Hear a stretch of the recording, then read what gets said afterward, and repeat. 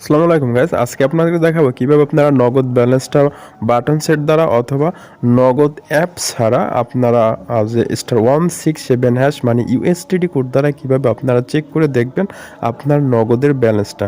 তো গাইস এটা আজকে আপনাদেরকে আমি সুন্দর করে দেখিয়ে দেবো।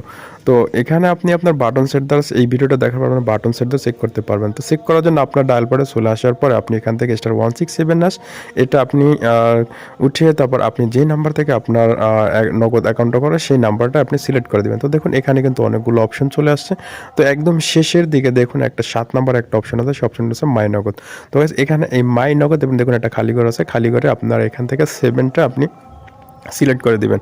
তো তারপর দেখুন নিচে কিন্তু সেন্ড লেখা আছে, এই সেন্ডে ক্লিক করে দিবেন।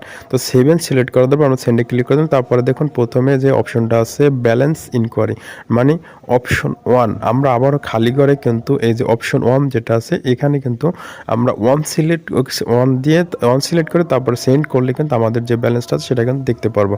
তো এসে আমরা এখান থেকে জাস্ট 1টা সিলেক্ট করে দিব এবং আপনাদের নগদ সম্পর্কে যত প্রশ্ন সেগুলো কিন্তু আপনারা আমাদের কমেন্ট বক্সে করতে পারেন। তো গাইস এখনও কিন্তু ব্যালেন্সটা দেখানি, এখন চাচ্ছে আমাদের পিন দিতে বলছে। তো আমাদের যে নগদের যে পিনটা আছে সেই পিনটা এখন দিতে হবে, মানে নগদ অ্যাকাউন্ট খোলার সময় একটা পিন থাকে, পাসওয়ার্ড থাকে, সেটা আপনাকে দিতে হয়। তো আমারটা আমি এখান দিয়ে দিয়ে দিলাম।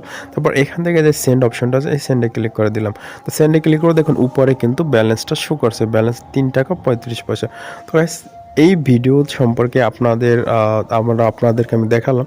তো নগদ বিকাশ নিয়ে আপনাদের কোনো প্রশ্ন থাকলে সেটা কিন্তু আপনি কমেন্ট বক্সে করতে পারেন এবং নগদে যে অপশনগুলো আছে পরবর্তীতে সকল অপশন নিয়ে কিন্তু আমি আস্তে আস্তে ভিডিও দেবো, সবগুলো কিন্তু সব আপনারা আস্তে আস্তে জানতে পারবেন।